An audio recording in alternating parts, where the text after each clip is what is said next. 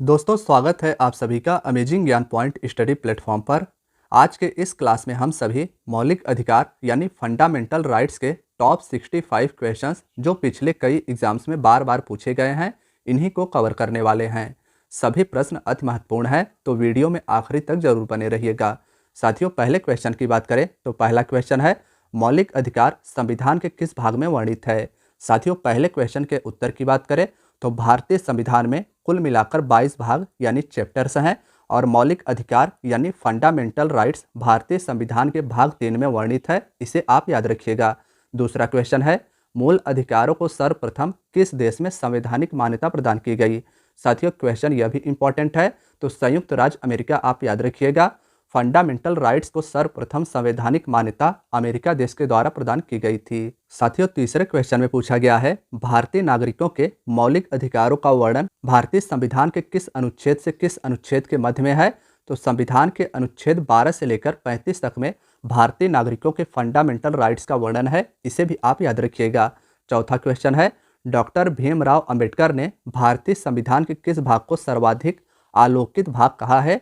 तो भाग 3 यानी मौलिक अधिकार को डॉक्टर भीमराव अंबेडकर जी के द्वारा भारतीय संविधान का सर्वाधिक आलोकित भाग कहा गया है।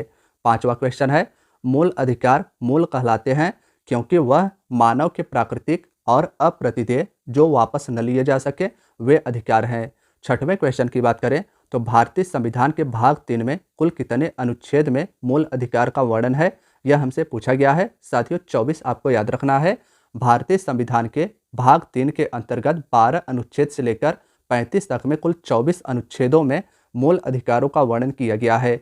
नेक्स्ट है 7वां क्वेश्चन, भारतीय संविधान द्वारा भारतीय नागरिकों को कुल कितने मौलिक अधिकार प्रदान किए गए थे। तो 7 आपको याद रखना है। साथियों, भारतीय संविधान द्वारा भारतीय नागरिकों को कुल 7 मौलिक अधिकार प्रदान किए गए थे। 8वें क्वेश्चन की बात करें तो वर्तमान में भारतीय नागरिकों को कुल कितने मौलिक अधिकार प्राप्त हैं। तो 6 आपको याद रखना है। वर्तमान में भारतीय नागरिकों को कुल 6 मौलिक अधिकार प्राप्त है और पहले यानी संविधान जब लागू हुआ था तब 7 मौलिक अधिकार भारतीय नागरिकों को दिए गए थे। 9वें क्वेश्चन की बात करें तो भारत के संविधान में मौलिक अधिकार मूल संविधान का हिस्सा था। इसे भी आपको याद रखना है।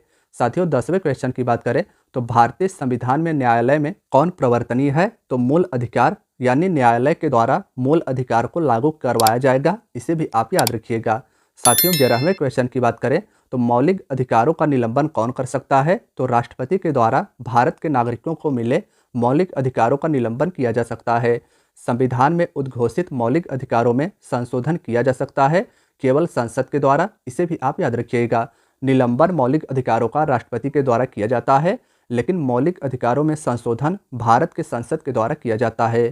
13वें क्वेश्चन की बात करें तो भारतीय नागरिकों को प्रदान किए गए मूल अधिकारों को निलंबित किया जा सकता है। इसे भी आप याद रखिएगा। 14वां है, कौन से मामले उच्च न्यायालय तथा उच्चतम न्यायालय के अधिकारिता में आते हैं।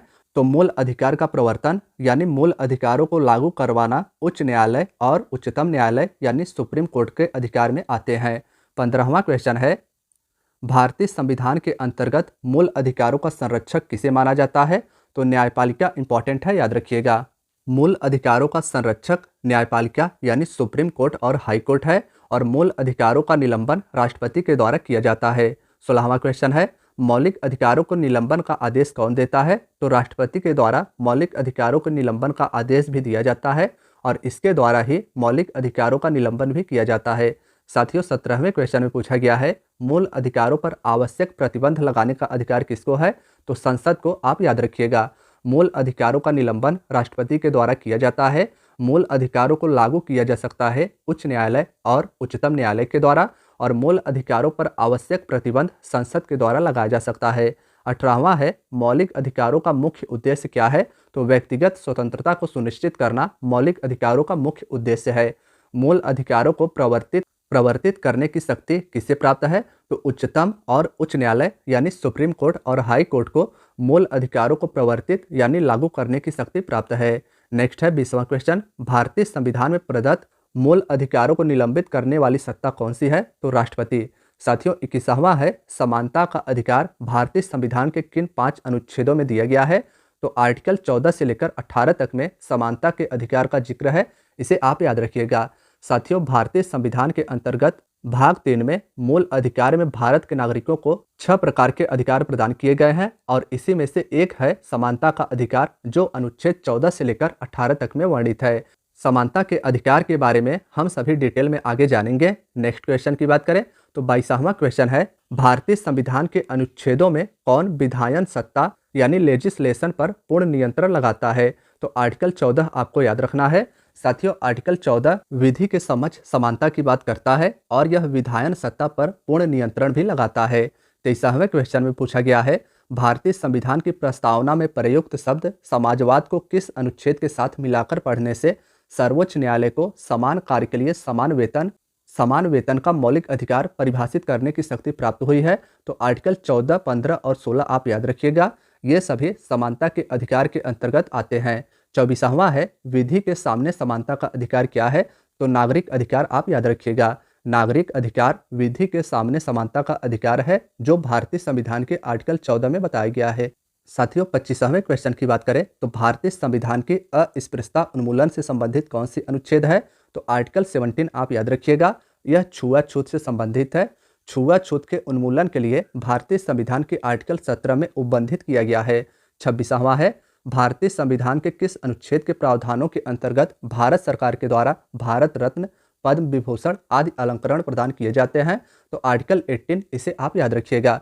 साथियों, बात करें अगर इन आर्टिकल्स की, तो ये आर्टिकल समानता के अधिकार के अंतर्गत आर्टिकल 14 से लेकर 18 तक में वर्णित है। साथियों, नेक्स्ट क्वेश्चन में हमसे पूछा गया है, 1995 में पारित अस्पृश्यता अपराध अधिनियम को वर्तमान में किस नाम से जाना जाता है? तो सिविल अधिकार संरक्षण अधिनियम, यह आपको याद रखना है। यह पिछले बार के यूपीएसआई में पूछा गया क्वेश्चन है। 28वें क्वेश्चन में पूछा गया है, धर्म, लिंग आदि के आधार पर विभेद का प्रतिषेध भारत के संविधान के आर्टिकल 15 के अंतर्गत एक मूल अधिकार है, जिसे किसके अधीन वर्गीकृत किया गया है? तो समता का अधिकार आप याद रखिएगा। यानी राज्य के द्वारा धर्म जात के आधार पर भेदभाव के निषेध के बारे में आर्टिकल 15 में बताया गया है। साथियों, 29वें क्वेश्चन पूछा गया है, भारत में समाचार पत्रों का स्वतंत्रता किस संविधान के अनुच्छेद के अंतर्गत है? तो संविधान के अनुच्छेद 19 के 1 के क में विशेष रूप से उल्बंधित है, भारत में समाचार पत्रों की स्वतंत्रता यानी प्रेस की आज़ादी इस आर्टिकल के अंतर्गत है, इसे आपको याद रखना है।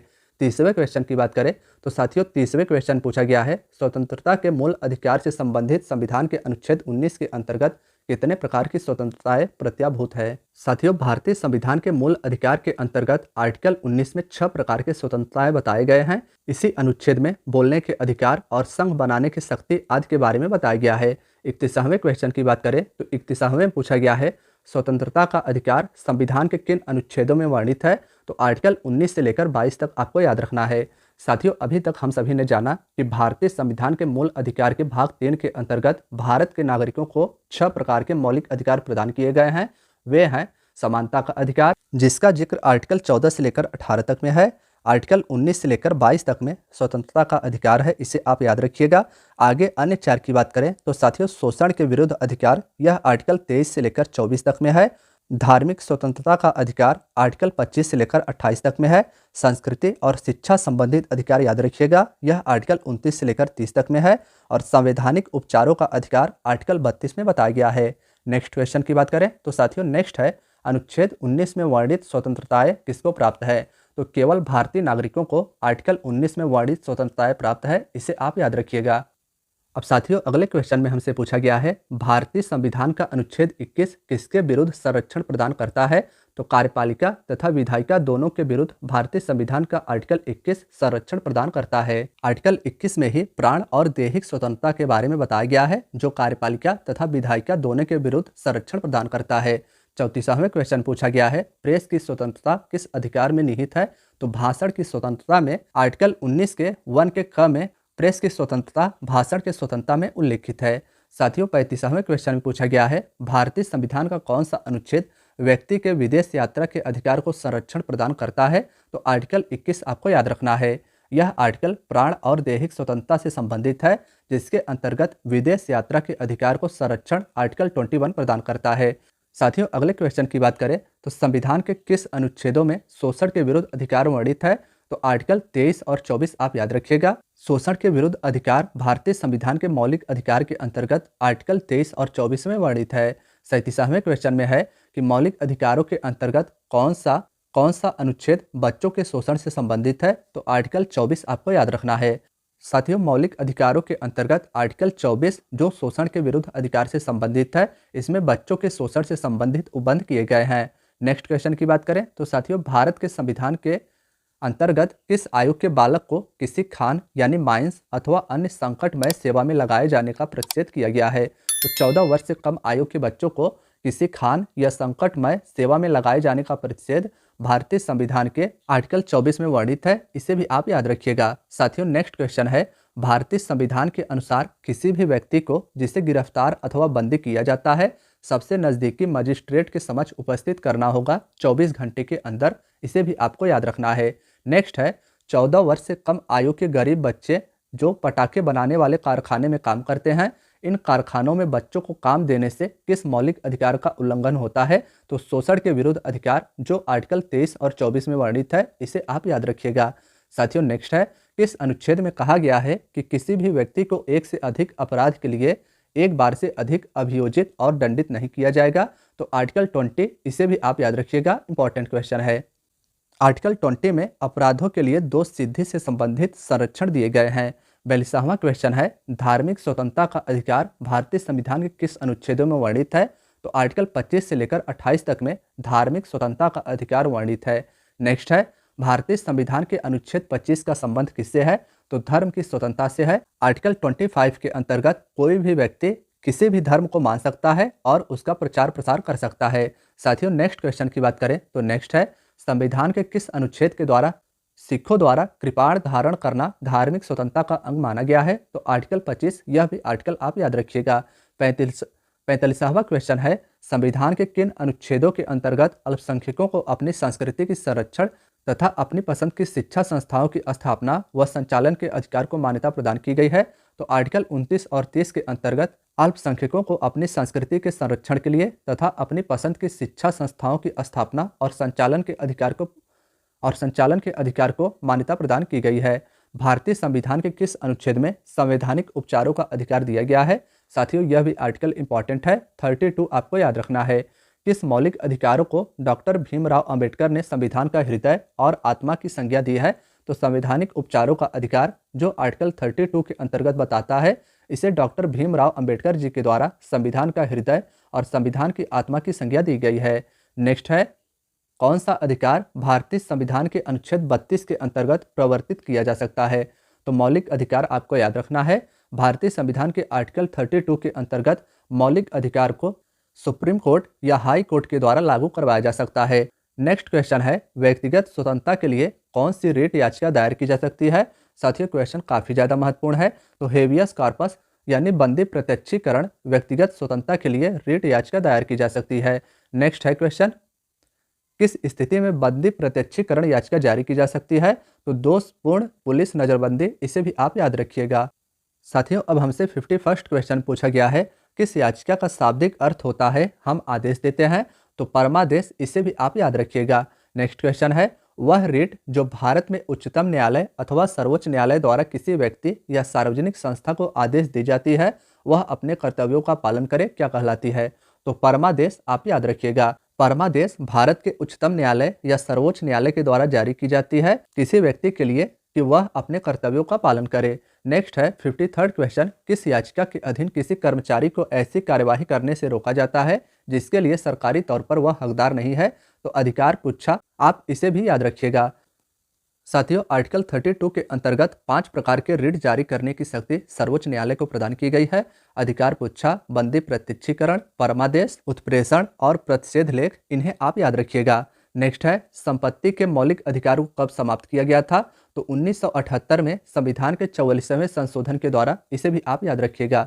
नेक्स्ट क्वेश्चन है, संपत्ति का अधिकार क्या है? तो कानूनी अधिकार। इसे आप याद रखिएगा। 1978 में 44वें संविधान संशोधन के द्वारा संपत्ति के अधिकार को एक कानूनी अधिकार बना दिया गया। नेक्स्ट क्वेश्चन है, संपत्ति के मूल अधिकारों को किस संविधान संशोधन अधिनियम के द्वारा समाप्त किया गया था? तो 44वें संविधान संशोधन 1978 के द्वारा संपत्ति के मूल अधिकार को संविधान संशोधन के द्वारा समाप्त किया गया। संपत्ति के अधिकार को मूल अधिकार की श्रेणी से हटाकर किस अनुच्छेद के अंतर्गत रखा गया है? तो आर्टिकल 300 के क में मूल अधिकारों की श्रेणी से हटाकर संपत्ति के अधिकार को कानूनी अधिकार बना दिया गया है। मत देने का अधिकार क्या है? तो एक नागरिक अधिकार, इसे आप याद रखिएगा। साथियों, नेक्स्ट है, किस वाद ने संसद को मौलिक अधिकारों में संशोधन का अधिकार दिया था? तो केशवानंद भारतीय वाद में संसद के द्वारा मौलिक अधिकारों में संशोधन का अधिकार दिया गया था। नेक्स्ट है, 6 वर्ष की आयु से 14 वर्ष की आयु के बीच सभी बच्चों को शिक्षा का अधिकार क्या है? तो मूल अधिकार, जिसके बारे में भारतीय संविधान के आर्टिकल 21 के क में उल्लिखित किया गया है।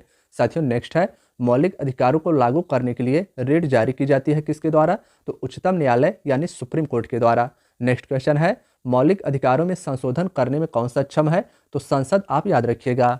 मौलिक अधिकारों को लागू करवाया जाएगा सर्वोच्च न्यायालय या हाईकोर्ट के द्वारा, निलंबन किया जा सकता है राष्ट्रपति के द्वारा, और मौलिक अधिकारों में संशोधन संसद के द्वारा किया जाता है। साथियों, अब हमारा नेक्स्ट क्वेश्चन है, संविधान के किस भाग को भारत का अधिकार पत्र यानी मैग्ना कार्टा कहा जाता है? तो भाग 3 यानी मौलिक अधिकार को भारत का अधिकार पत्र कहा जाता है। नेक्स्ट है, मूल अधिकार का प्रारूप किसने बनाया था? तो पंडित जवाहरलाल नेहरू जी के द्वारा मूल अधिकार का प्रारूप यानी ड्राफ्ट बनाया गया था।